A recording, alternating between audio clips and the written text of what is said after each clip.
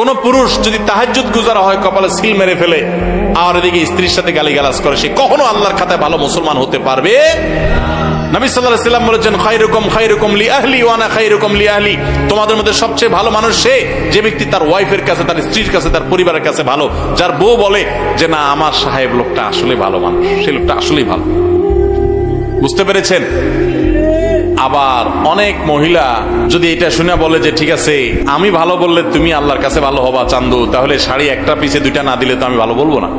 এই বলা না, তার আচরণের উপরে সন্তুষ্ট থাকা না থাকা, মন থেকে সাক্ষ্য দেওয়া না নেওয়া, এটার উপর নির্ভর করে। একইভাবে পুরুষরা অনেকে নির্যাতিত। তো এই অন্যায়গুলো যারা করেন, দাম্পত্য জীবনে স্বামী হোক আর স্ত্রী উভয়কে সহনশীল হতে হয়। সহনশীলতা ছাড়া দাম্পত্য জীবনে সুখ শান্তি কোনোদিনই সম্ভব না।